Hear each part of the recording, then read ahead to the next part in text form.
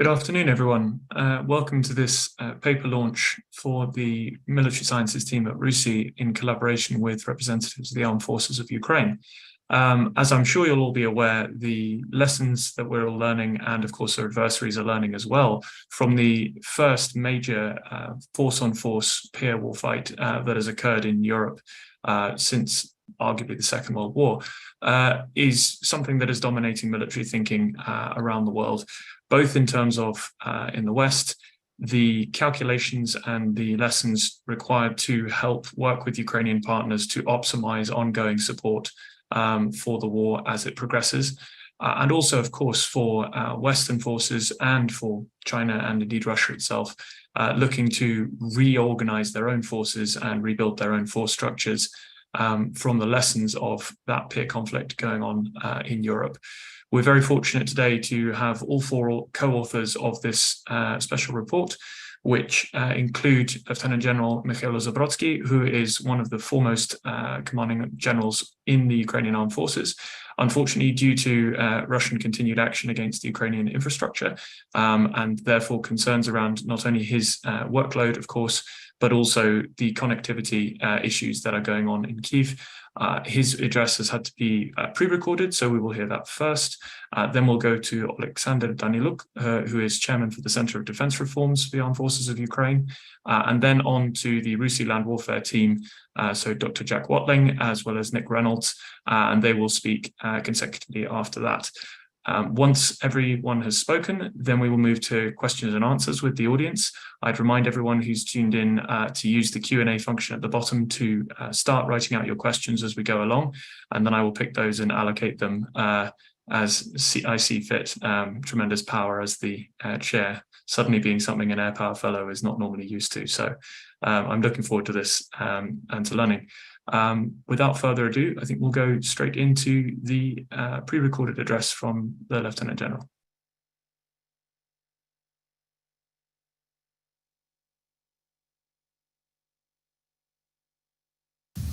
Good evening, dear colleagues. I'm Lieutenant General Zabrodsky. I'm a first deputy of the Committee of Supreme Council of Ukraine for Defense, National Security and Intelligence. And I'm one of the authors of the product which we present today. Everything that was a subject of preliminary lesson research is to some extent the object of purely historical study. However, there are elements that are integral part of Russian military philosophy and decision-making process. They did not appear yesterday and they will not disappear tomorrow. The war in Ukraine only once again emphasizes the relevance of these approaches. When evaluated in discussion and action of Russian command, several such elements are pretty visible. First of all, it is a bet of quantitative advantage, is made to include any unexpected changes in situation. On the one hand, it allows to exclude the influence of imperfection in planning. On the other hand, it calls something even by the banal technical limitations of weapon models or the level of personnel training.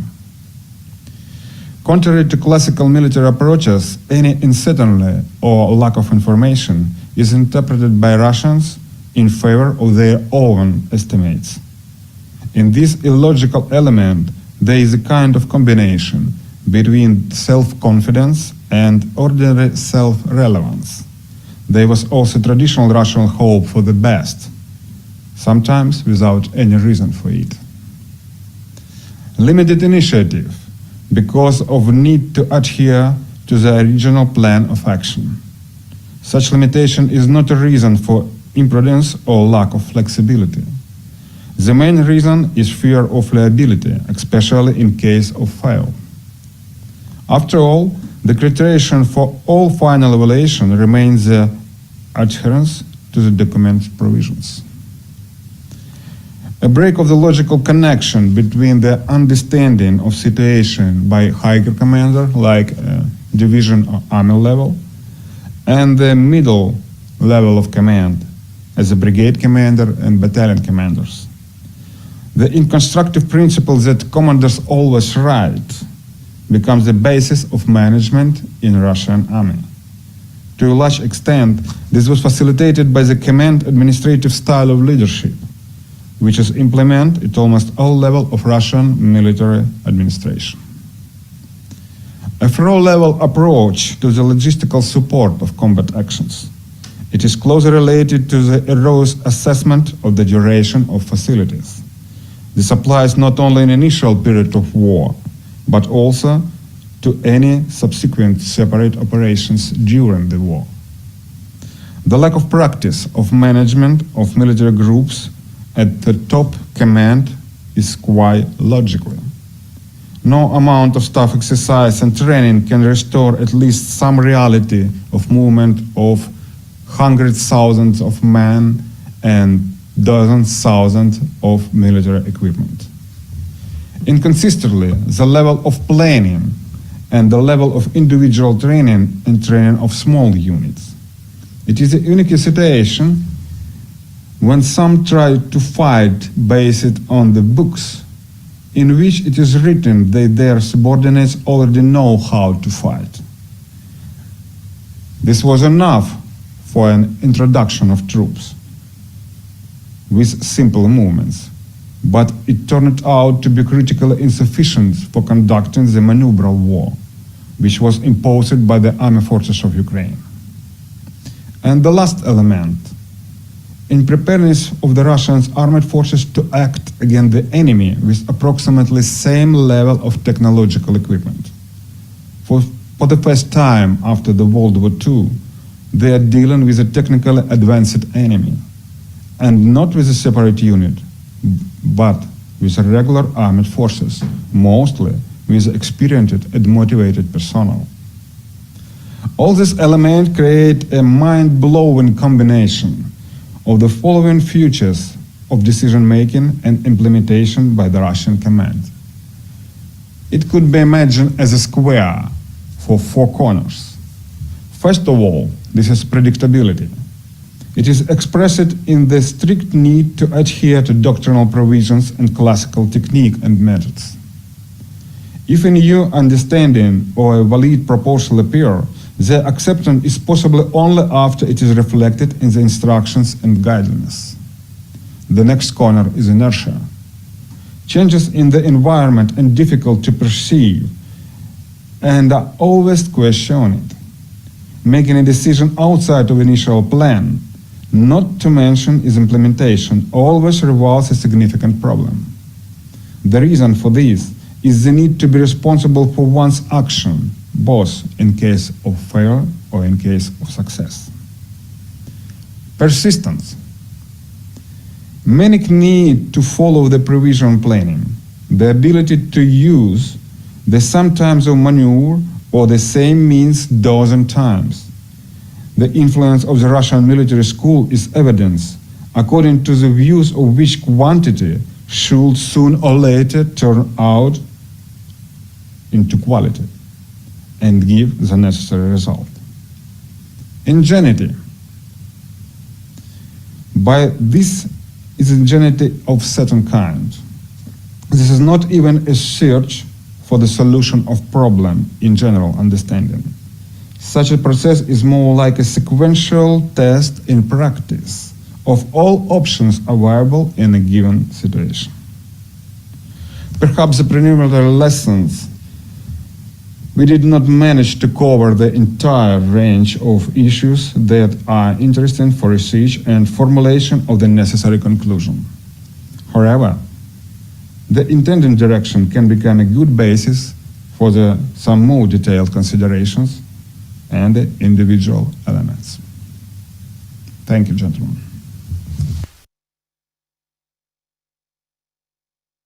Thank you. And if the internet connection holds up, Sasha, if you're willing to go forward now and do your bit. Yes, thank you, Justin. Can you hear me? Yeah, can hear you fine. Yeah. Thank you very much for the chance to take part in this research, and I'm pretty sure that actually we made a great job together. Thank you very much for that. Despite a lot of people believe that first stage is already like 6 months ago, and maybe it's less important, I have to say that especially for the West in general, for NATO countries, that lesson of the first stage of the Russian huge-scale invasion to Ukraine is probably the most important. And I have to say that I'm honored that this specific report, in which in the preparation of which I was taking part, is very different to a lot of other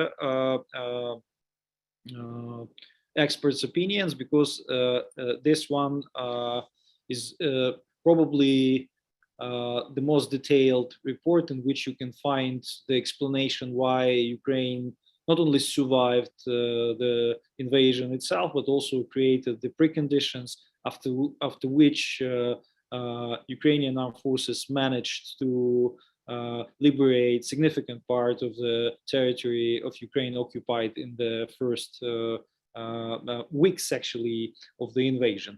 I think the most important explanation of that, and the most important lesson for all of the world, and especially for our Western partners, it's that Ukraine was ready, and Ukraine was prepared to a significant extent to the invasion itself. And Ukraine had numeric and even in some areas sophisticated capabilities, and a lot of resources, including our own stock of ammunition and spare parts, and hundreds of thousands of professionals who were ready to face a Russian invasion. Unfortunately, and it's completely clear that the West is not in that position, and even comparing Ukrainian capabilities in heavy weaponry, numbers of artillery systems Ukraine had before the invasion, MLRS Ukraine had before, MLRS systems Ukraine had before the invasion, numbers of S-300 and Buk air defense systems Ukraine had. So we would clearly see that very few nations in the world could actually, not even proportionally, but even numerically, to say that these countries are ready to the same extent. And again, as I said, Ukraine is also a pretty big country, not only geographically, because Ukraine is the biggest European country, and again, it creates some problems for the enemy, but it has still a pretty large population. So that's why I think that what is the most important lesson to be taken from our report, not only to professional military community of the NATO, but specifically for politicians, for political leaders, and for population as well. It's very important to have industrial base to be ready to participate in huge-scale confrontation. It's very important to have systems and armed forces in general, and weapon of armed forces ready for great power competition, because again, what could we definitely say after 30 years after the end of the Cold War? Even countries like United States of America significantly demilitarized themselves and transformed the armed forces in the tool of rather expeditionary forces to conduct faraway operations, mostly against a much less capable adversary, and in most of the cases, not even real adversary at all. I mean that that philosophy of countering insurgency, I think that it changed an approach to the role of armed forces in general, and also their needs, requirements. And I have to say that in this particular report, you could find that numbers, and you will see that definitely General Zabrodsky was right. So Russians, first time since the end of the Second World War, faced, we can say, peer-to-peer confrontation. Even despite it's completely clear that Ukraine was in very, very difficult condition since the beginning of June, because we had a significant shortage of ammunition, and we faced also a lack of systems. But fortunately, the West started providing us with that systems. And again, so we have also to understand that the role of light weapon never been so significant and important. So that's why tanks, armor in general, artillery systems, maybe very soon aircrafts, air defense missile systems.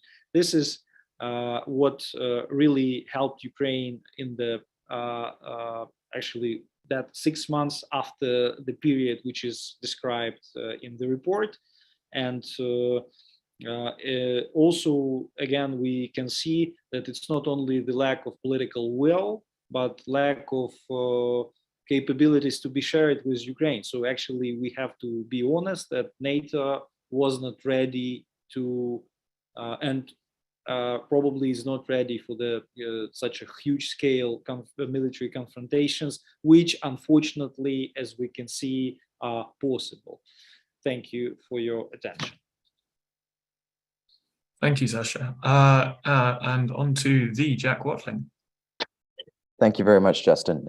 So I think, as General Zabrodsky has highlighted, lots of the tactical and operational deficiencies that we found with the Russian armed forces and their execution of the invasion. And Sasha has highlighted some of the preparations. I'm going to talk about assessment and analysis and where that potentially went wrong before the conflict, and also what we might learn in trying to conduct those assessments again. I will leave the lessons directly for the UK to my colleague Nick. I think the interesting thing here is that I was in Kiev with Sasha and Nick just before the invasion, and we were debating its likelihood. We were debating, if it occurred, what that would look like. And there were two kind of competing arguments that were very prevalent across Ukrainian officials. The first one was that an invasion was unlikely to happen immediately. The Ukrainian military and parts of their intelligence community assessed that it would likely happen in June after a period of political destabilization. That was probably the most likely course of action. The most dangerous course of action they were assessing was a direct invasion against the Donbass. And military technical assessment of the Russian forces north of Kiev led to a general conclusion that these forces were trying to draw away Ukrainian units from the Joint Forces Operations area to weaken the armed forces of Ukraine's dispositions and enable a breakthrough in Donbass, a deception, in other words. Firstly, because the Russian units were not sufficient to be able to seize Kiev in those assessments, and secondly, because Kiev itself, well, those forces were essentially didn't appear like they were prepared for combat. Lots of the individuals were talking amongst themselves and didn't seem aware that they were going to war. And so, you know, there's an interesting element here, because on the one hand, we had Ukraine taken by surprise at the operational level, although, as Sasha has highlighted, strategically, Ukraine had prepared for a very, very long time for this eventuality and had trained its personnel for it. On the other hand, both Ukrainian military assessments and Western military assessments, I would say, were on a sliding scale of pessimism about the outcome if the conflict did occur. Among the Ukrainian military, I think there was deep concern prior to the conflict starting about how long they could maintain resistance. And as Sasha highlighted, by June, most Ukrainians' own stocks of munitions had largely been depleted. And that was longer than the Ukrainian military expected those stocks to last, partly because they anticipated much greater accuracy in the Russian strike campaign, which I also think for external analysts is one of those areas that was most overestimated in terms of the effects we anticipated from the Russian initial strike and air campaign. particularly as it came to the interdiction of logistics at the kind of divisional brigade level. I want to focus on that specifically because I think it's very interesting from a sort of methodological point of view, how you actually overcome that miscalculation in assessment. When we were looking at it initially, we anticipated what we would consider a rational employment of these capabilities. When it came to the fact, the Russians appeared to apply almost completely random munitions against specific targets. Not random as in they use strike systems that could hit them, but random in terms of the number of munitions they applied against a given target to achieve an effect. That was the first thing. So you would have 3 missiles hit an airfield, and then you would have a missile hit a tactical unit that was maneuvering. You would have, another missile fired at a piece of civilian infrastructure that a long time ago had military facilities nearby. And the correlation between the effect of that munition versus the type of target didn't seem to match up at all. Another issue was that the whole process of selecting targets was deeply flawed, and the ability to assess the effect on those targets was deeply flawed. Going back to General Zabrodsky's point, if they launched a missile, they assumed they'd had the effect, and it was chalked up on the board as a success, with very limited battle damage assessment. Now, the problem here for analysts is that they had the technical capability to hit many more things than they did and to achieve greater effects against the targets they engaged, had they used an appropriate number of munitions, and they had the number of munitions available. And so they could have done that, but they didn't. And that's a really, really difficult thing to assess methodologically, because the enemy has the capability to do those things. And unless you have direct access to their target list, which is quite unlikely, then you're not going to be able to assume beforehand that they will not employ their capabilities rationally. There are some recent examples as well recently of where force employment has not actually matched concepts of operation. A good example would be Bakhmut at the moment. They have withdrawn forces from Kherson, where they were taking very significant attrition. They were trying to stabilize their line in a number of areas, and instead they have forced those units into offensive operations rather than forcing the AFU to be on the offensive. And those are tired troops who've been in a difficult position for a long time, and are now putting them directly into a very, very difficult fight where the Ukrainian military is quite prepared. That is not a rational force employment. And analytically, it's quite difficult to assess for that irrationality. So I think what that comes to in terms of how we look at armed forces and make these assessments in the future is we need to pay much greater attention to culture and particularly the culture of incentives within a force. The fact that the Russian military and wider institutions functioned as a hierarchy with the special services above the military, with propaganda and influence operations having a much higher status than conventional military operations, and the fact that even within conventional forces, the Air Force and the Navy were subordinated largely to the ground forces and their commanders and the logic of ground operations, all led to this process where some capabilities were not necessarily employed within the logic of their own doctrine, but were instead employed within the cultural logic of what those higher up the hierarchy of status and command expected. And so if we look at Bakhmut at the moment, I think there is a strong argument to say that the focus there is largely driven by a need for a propaganda victory, a need for certain military commanders, people like Prigozhin in the Russian military, who has taken on the mantle of solving this problem in this operational area, needing to be seen to be successful, because as we've observed, Russian commanders get fired if they don't succeed tactically.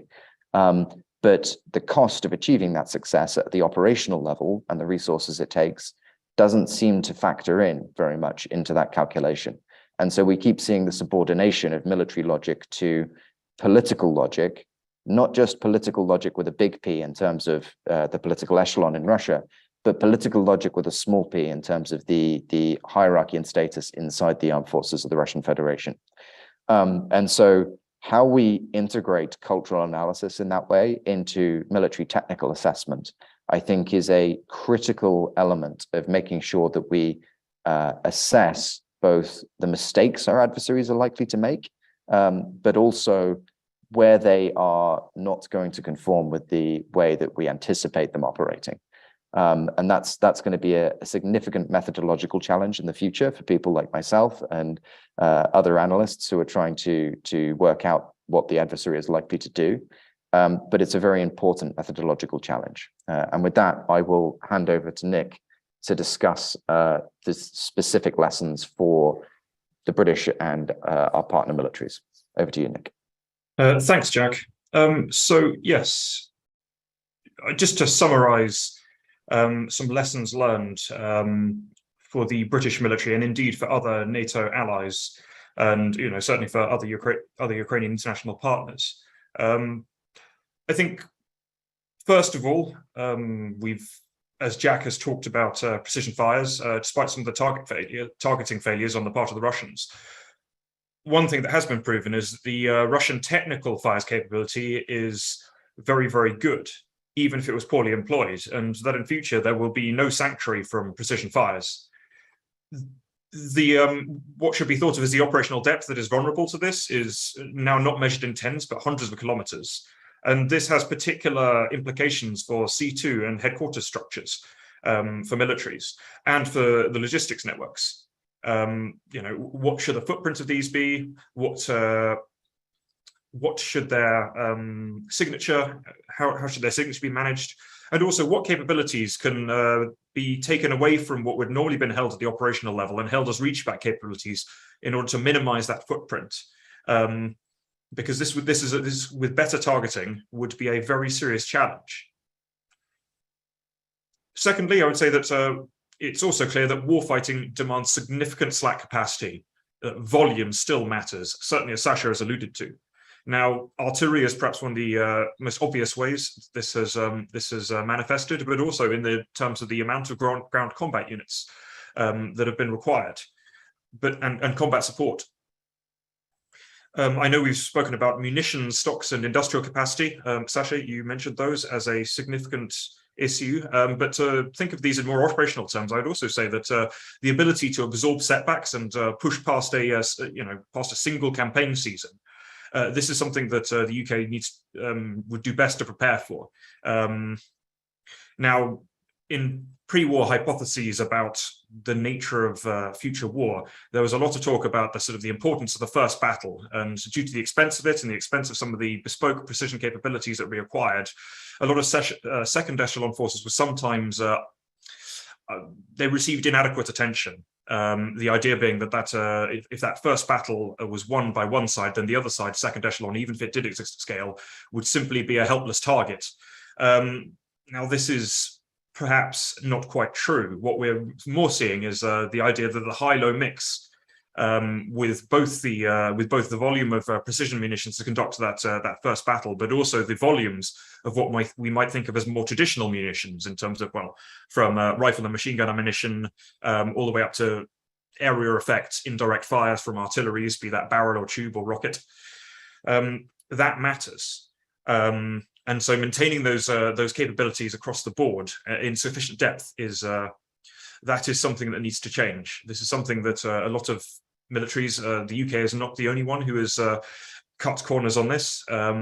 This is something that many other countries have done, and I think the importance of taking that seriously and building stockpiles that are sustainable, as well as the pipelines to replace what's used.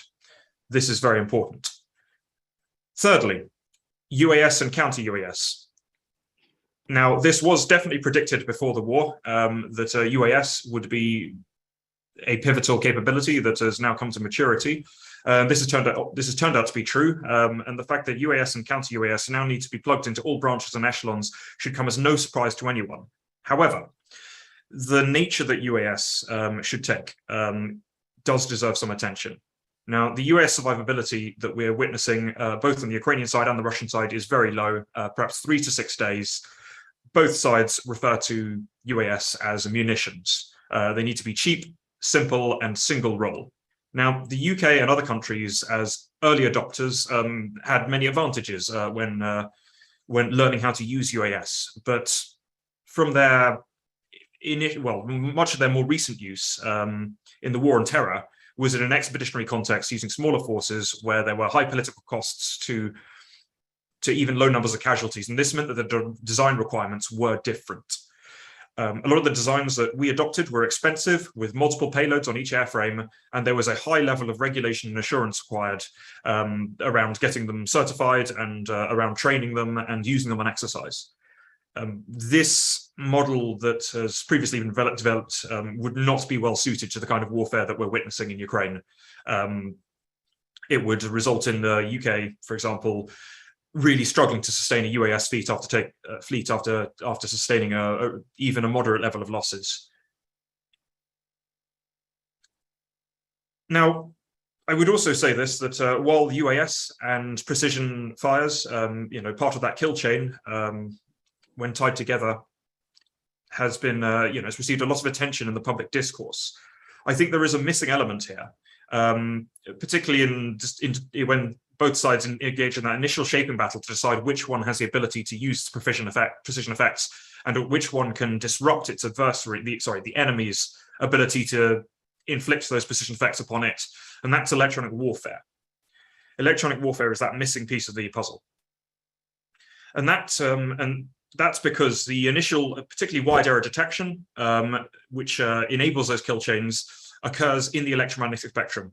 And likewise, if the electromagnetic spectrum is contested, those kill chains start to be either slowed or broken entirely. Prior to the war, much of the discussion was focused on electromagnetic denial. At least those, when it was focused upon, there were some fairly extensive fears about what could be done. Actually, what we're seeing is slightly different. Again, the issues of power limitations, the signatures of jammers themselves, if they are admitting, they can be targeted. And particularly the issue of electronic warfare fratricide, which certainly the Russians have exhibited, mean that denial tends to be limited either by time or geography or by both. Instead, what we witness is disruption, interference, and extensive direction finding and collection of signals and communications that can enable targeting. Now, given that the electronic warfare aspect of the war assures friendly kill chains and disrupts enemies, those are the enemies, electronic warfare capabilities really deserve a lot more attention. And as an effect, that's quite difficult to see because since it's not physically visible, it's intangible, it doesn't get the attention it deserves. But the evidence is pretty clear that those capabilities also need to be plugged in fairly extensively throughout a force as at least a critical force protection measure. And the final conclusion is one that is quite traditional. It's about dispersion, digging in, or moving, maintaining mobility in order to be difficult to target. Now, these are well-established principles of conventional warfare. However, the requirements have been clearly accentuated by technological change. Now, by example, Ukrainian companies, that is ground combat formations, they are typically now covering about a 3-kilometer frontage on the front line. This is substantially more than would have previously been done historically. This means a battle group or a battalion frontage would be about 9 kilometers. This is primarily to avoid concentration of fire. If they are not as dispersed, this means that for the enemy to allocate ISTAR to start targeting them and then directing indirect fires, particularly whether that be precision or area effect fires, that sort of concentration of effects, and it becomes economical, and it's only at that level of dispersion that the enemy's ability to direct those effects becomes sufficiently problematic. However, what this does is this diffuses the combat power of ground forces and stresses their C2 systems. Now, for the UK, I think the way that we train our officers and our NCOs, it means that the diffusion and the issues of the more difficult issues of command and control is something that perhaps at the level of the personnel that we have it's something that we are better able to adapt to. However, at a technical level, some of the C2 systems we have available are not really up to this task. So things like the digital backbone, which have been long discussed, and other overhauling of the C2 systems such as Project Morpheus, long discussed, but have not yet had the trigger pulled on bringing them from working from sort of experimentation into actually setting like clear requirements and making clear heavy investment in what our C2 systems are going to look like moving forwards. That kind of needs to change. It's also, excuse me. Yeah, so the way we approach C2 needs to be changed. Also, with that level of diffusion, if it also has an issue where forces cannot necessarily be concentrated on defensive operations to hold ground if the enemy is able to concentrate forces and avoid fires and is able to launch offensive operations. So although holding mobile reserves has always been a principle of a very important principle of defensive operations, that defense should be in depth and should not necessarily be positional, this too is accentuated. And that needs to be reflected in both TTPs, concept of operation, but also training and how forces are structured moving forwards. Likewise, remaining mobile has always been important, but some of the heavier forces that we had, the British Army and other NATO countries utilized during the Cold War, these need to be very, very well drilled, and questions need to be asked about both platforms and the logistics frameworks which support them, to ensure that those formations do not remain static for long and therefore do not so easily targeted. And on that note, I will hand back to the chair. Thanks, Nick. So we've got a lot of questions coming in, so I will not attempt to sum up. I will just go straight to some of those, rolling into the most popular so far, because I think they pertain to quite similar discussions, and I suspect all three of you are likely to want to pitch in on this. But essentially, so Brandon Moore asks, essentially, it's often discussed that the Russian army relies on massing fires, and that has led to a reliance on non-PGM systems, so unguided massed fires. And is there a connection between that doctrine and the fact that, as Jack discussed, they have not been using the required numbers of munitions in strike missions to achieve decisive effect? So on the one hand, the reliance on massed fires is accompanied by a lack of concentration of fire in effect that seems to be a bit of a contradiction.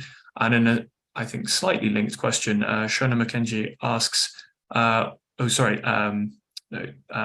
slightly linked one is from Joseph Kwok, is the Russian army currently giving up on the BTG model? And what kind of direction are they now going in? I think that's likely to link to the way fire missions are done. Who wants to take a crack at that first?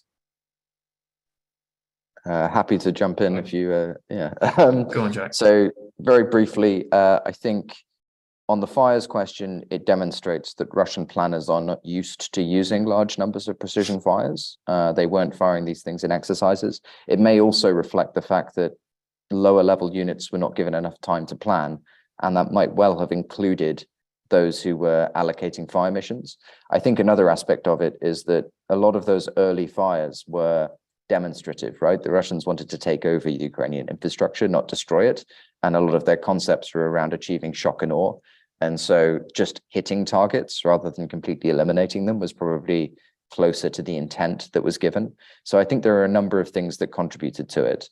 The Russian reliance on massed fire is something they've fallen back on. They do use precision effects, and they've got more competence in some ways at using them over the course of the war.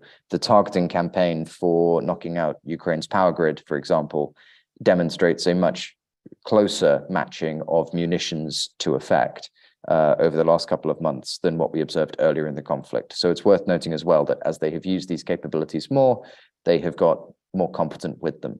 On the battalion tactical group question, yes, it's completely disintegrated. We detail in the report pretty extensively some of the fundamental problems with the battalion tactical group as a concept.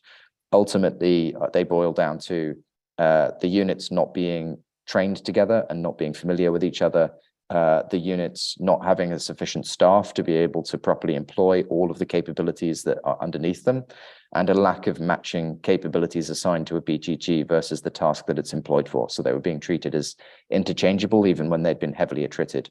At this point, a concept which was built around putting your best contract troops, and best equipment in your frontline unit is rendered largely obsolete by the fact that they've lost most of that echelon. And so their fourth generation model no longer generates BTGs.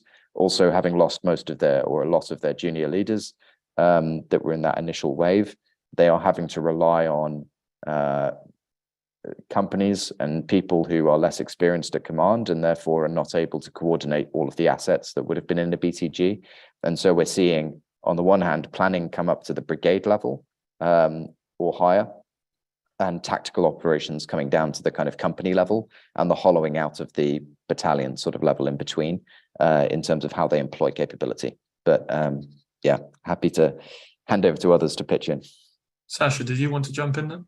Just a few words. I think that BTG's model itself was not suited for peer-to-peer confrontation, mostly because if you have such a small unit, it's not possible to have the concentration of fire capabilities seconded to this unit. So actually, even on the level of brigade, that so-called brigade level artillery is very often not enough, and that's why you need some additional capabilities in the form of artillery brigades, specialized and having much bigger calibers, available. So yeah, I think that's in fact the reason. And then again, I think also it's very indicative that for many years the Western experts they completely miscalculated the potential success of that model in the peer-to-peer confrontation. Mostly, I think, because of that kind of gap appeared after the end of the Cold War. So people just stopped thinking about peer-to-peer confrontation in general, and that's why the conception itself probably seemed to be suitable. Nick, did you want to add anything, or are you happy to move on to the next one? Happy to move on given the volume of questions. Yeah, thanks. So grouping together, Andrew Atkins and Ben Barry are both asking around essentially what would the influence of deception operations and decoys within the sort of targeting process, and how that interacts with the fact that on the one hand, the battlefield is becoming extremely transparent in many ways. It's very difficult to conceal things effectively for long. But at the same time, Ukraine has managed to achieve apparent operational surprise in Kharkiv, and the Russians getting away to some degree without being fully observed in Kherson. So where do kind of deception, decoying and the increasing transparency of the battlefield intersect? Nick, do you want to kick off for a start? And then I'm sure the other two will want to jump in too. So I think on decoys and deception, I think it's something that's probably been underutilized, I think particularly by the Russian side as well. So, I mean, in many ways, the one thing the Russian force has been surprising at is the speed at which it has withdrawn at times. Now, it's often done so at significant cost in material, and also it's done things that would be, we just would not expect, other forces, better motivated forces with better unit cohesion to do lightly in terms of leaving behind wounded and dead. But they have proven able to, break contact fairly quickly. I think also this probably does highlight some of the issues with ISTAR on both sides as well, and probably illustrates the issue of electronic warfare too. Despite that, a lot of what's been seen on social media is very, very responsive use of drones and live targeting. The reality is quite a bit more difficult as well. And finally, I'd say also just the sheer size of the theatre. Both sides have significant operational depth, within which they can, if not hide, but in which they operate, and that does make the issue of ISTAR quite challenging. So I think there are a few factors there that play into it. Thanks. Sasha, did you want to come in on this? I think that honestly, if we would specifically analyze the success of Ukrainian defense in the first stage, of course, the role of deception was pretty high, especially in the form of like traditional military maskirovka and creation of decoys, etc.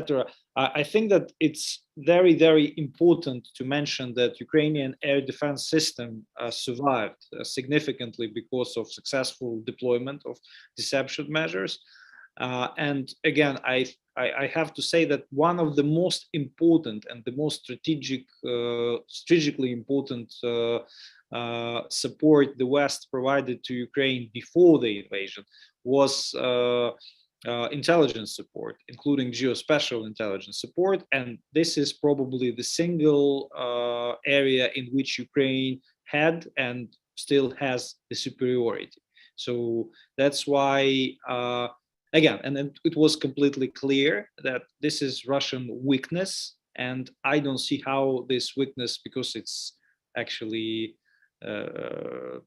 it requires a lot of investments, and even countries like, like some important countries, they don't have that capability. So I think that Russians will continue, they will still be, vulnerable in this specific area, because I think that they will be very weak in their ability, at least to conduct strategic geospatial intelligence, with the ability to distinguish some decoys from like real, targets. I think it's worth highlighting that the Russians have been very, very effective at collection throughout the conflict. They've maintained a certain level of human intelligence throughout the area. They are able to identify what's happening. With the Kharkiv offensive, the Russian units were identifying Ukrainian forces, noting that there was a concentration there and reporting it. So it wasn't completely, they weren't blind to what was going on. But their internal processes of assessment are largely slow, very susceptible to optimism bias, people not wanting to pass bad news. General Zabrodsky highlighted that tendency to, assume that things will work. And therefore, their ability to actually fuse and triage the information they obtain in a timely manner to make sure that commanders have the information they need to make the right decision is pretty limited. And as a result, even though they have often been able to detect things, they have very rarely been able to understand it, and therefore have been very, very vulnerable systematically to deception measures, both at a tactical level and operational. Thanks. I mean, in a linked question, sort of going back the other way, there's a couple of questions around what the lessons are from the way that communications have worked on both sides, including things like SATCOM, mobile phone use, encrypted versus unencrypted radios, and what lessons that holds both within Ukraine and in terms of the Russian armed forces, but also for Western C4I systems and their suitability as they're being as they both exist right now, but also as they're being constructed in some future scoping ideas about the suitability of those constructs for peer warfighting. Who do you want to start? I mean, I could be mean and pick on Nick. I could jump on talking about the C2.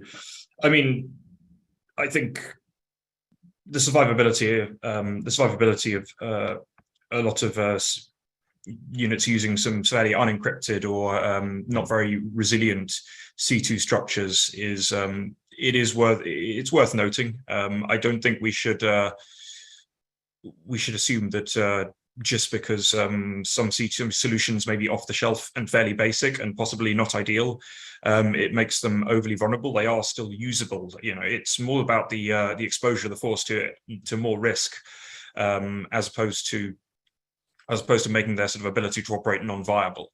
I think particularly at the scale when you have large numbers of combatants, on the front line, even though they're using unencrypted phones, the ability to hide in the noise and actually disguise which areas are important, particularly within planning cycles that may be quite sluggish. These are issues that we should moderate our expectations about how vulnerable having a suboptimal C2 system makes the force. On the other hand, I think in areas where where you're not talking about large concentrations of troops, for example, in sort of less dense areas or sort of or theatres. This is where sort of forces that do emit start becoming very, very vulnerable. So it's understanding of the role. Actually, in terms of large-scale ground combat forces, I think it's not so much of an issue, albeit it does create risks. But actually, for work in other areas, then, and particularly, I'm not just talking working forwards, I'm also talking working back in terms of HQs and other nodes, which might become more important. These are ones where they really need to be protected by basically things which have a much better signature management. Sasha, do you want to comment on that? I think that in general, I agree. I think that it would be probably important to also add a few words about cyber operations and that Russian attempts to suppress or to undermine Ukrainian communications by cyber operations in the first couple of weeks. And again,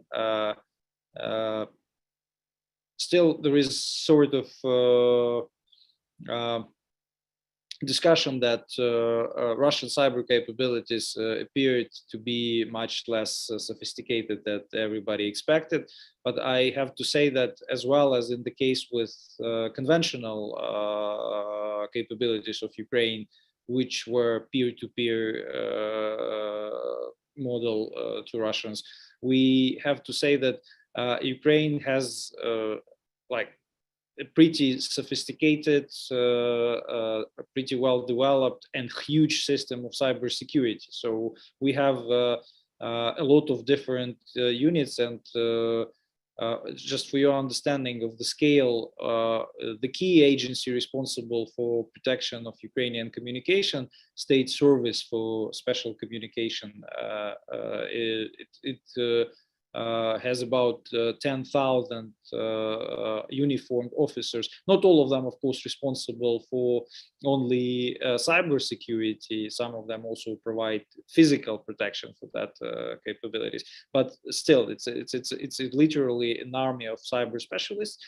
And in this regard, I have to say that cyber espionage and cyber intelligence is something much more important than comparing to just cyber attacks with the goal to suppress communications. And again, I think that it requires to be analyzed separately, because it's completely new era in which you can use cyber espionage and cyber intelligence not only for strategic purposes, but even on the tactical level. And as Nick mentioned, because of the wide usage of civilian communications, civilian gadgets from actually on both sides. So it's just not just Russians, it's Ukrainians as well.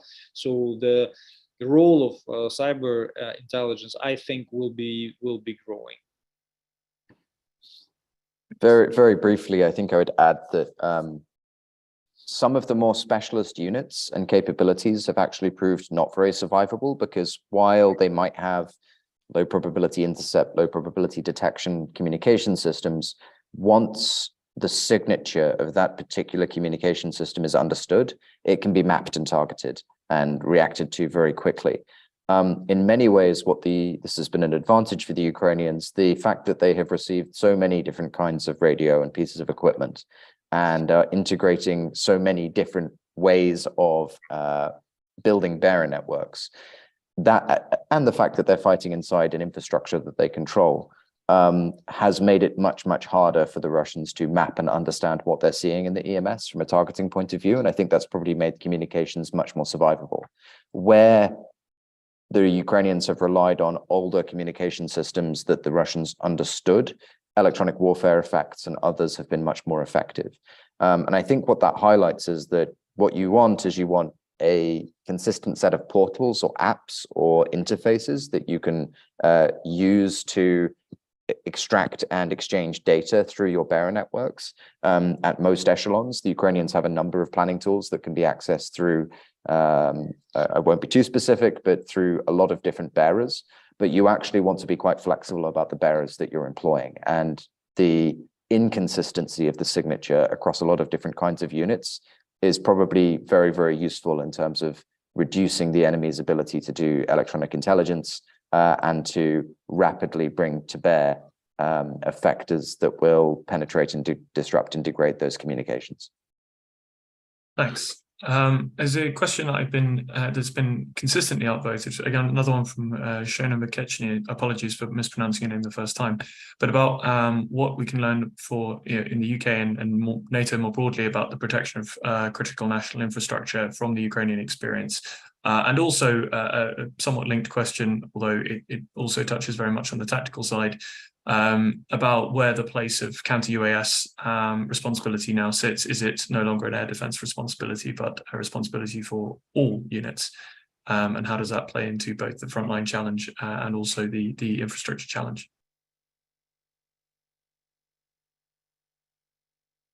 Are you going to pick on someone? I mean, given it's an infrastructure problem, first and foremost at the moment, I think I'd go to Sasha first. He's closest to the problem, quite literally. Yeah, I think that it's quite a sensitive topic right now, and it's definitely not in the historical period we actually were analyzing in our report.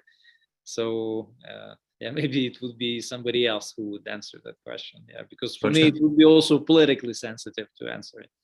Yeah, sure. So, I mean, I think the interesting thing is that CUAS is the responsibility at every echelon, as you say, but what you can practically do against quite a lot of kinds of CUAS is fairly limited at the tactical level. The first most important thing, I think, is for tactical units to actually have situational awareness as to whether or not they are under observation, especially from UAS that are at a higher altitude where it's harder to detect. That's potentially through electronic warfare capability is probably the easiest way to have an understanding of whether you're under observation, because if you are under observation, there's obviously a data link or a command link. So there is a communication that can be detected. That situational awareness will then shape your decision-making in terms of whether you defeat that UAV, and that might be through suppression of its comms link, and therefore defeating it in terms of its ability to achieve its mission rather than destroying it. Secondly, at the next echelon up, it is very, very important to be able to destroy UAS, because if you don't, then your units will have to continually be dealing with that problem. And the risk that you are detected when moving and take fire is very high. And then as soon as you get an echelon above that and you're in maintenance areas, then point defenses to protect your logistics is absolutely crucial. Because if you don't have those point defenses, then this is a cheap, easy way of getting pretty accurate fires into your deep, and they come in very low, and therefore it is disproportionately resource intensive to sweep for them continuously. And so all echelons need to worry about it, but the specific problem it creates at each echelon is slightly different. Thanks. Just in the interests of time, we're coming up on our last few minutes. There's a couple of questions on specifically Hostomel and what you guys can say about what lessons you've taken from Hostomel specifically, why it failed, what that meant for the invasion at that period going forward, but also in terms of what it means, and this was probably for either Nick or Jack, in the second part, what it means for the future of vertical maneuver in general. So I guess Sasha first for Hostomel, and then one of Jack or Nick in the remaining minute on what it means for air assault in the Western context. We have to say that it's kind of a mystery for us, because again, the potential threat of Russians to use our own airfields, to attack the capital was known, and actually that scenarios they were taken into account on almost all of the military exercise and drills of all of the levels to the very strategic one. And even in the plans for strategic defense of Ukraine, it was completely clear that Hostomel and some other airfields around Kiev, they could be used by Russians for landing their airborne troops. So according to that plans, we had some measures specifically developed and deployed long before, many years before, which would be able, if not stop Russians completely, at least to make serious damage to their attempt to land there and to organize that operations. Somehow that capabilities and that plans, because of the lack of that capabilities in the area, they failed. But again, this is, from my point of view, one more indicator that Russians expected that some subversive activities prepared and conducted by Russian intelligence services and their assets inside of the Ukrainian government and inside of Ukrainian probably military as well would create that chaos and technically would open the gate, from inside. So yeah, and absolutely, we understand that with very, very limited protection, Hostomel wouldn't be taken by Russians in that way they did. Thanks. And very briefly, Jack, I've picked on Nick more recently, so go ahead. Okay, sure. I think there are very, very limited circumstances in which aviation assault is the primary mission for aviation. I think it's probably much more useful as a support function. The biggest challenge for aviation assault is not getting in the first place. You can plan that. It's resupplying and reinforcing the units once they're in place. That was an issue that we had identified prior to this conflict, and I think that this conflict has confirmed that as a concept of operation, it is extremely difficult to carry out. There are circumstances in which I think it's viable, particularly when you have already fractured the enemy and you're trying to maneuver through them very, very quickly. It was used in the Kharkiv offensive quite effectively, but interestingly there, the targets where they were trying to get troops was to cut off G-locks, right? So it was more about getting troops into an area rather than onto an objective which could be identified and predicted. The biggest challenge, and this has been played out in exercise as well as in Ukraine and elsewhere with aviation assault, is that if you're landing on a known area or a known objective, once you land there, you are very vulnerable to artillery fire as a responsive means of breaking up whatever force you're landing and potentially destroying the helicopters as well. So I think aviation assault is specifically, this is nothing about the utility of aviation. Aviation, very, very useful, very flexible, but aviation assault specifically is an increasingly constrained concept that we can apply in some cases, but it's difficult to bring about the conditions for that to be done. Brilliant. Well, apologies to the many, many questions that we didn't have time to get to, but I think everyone will agree that was a fantastic session. And I encourage everybody who hasn't had time yet to really go through and read the report in full. It really is worth it. Thank you, Sasha, and thanks, Jack and Nick.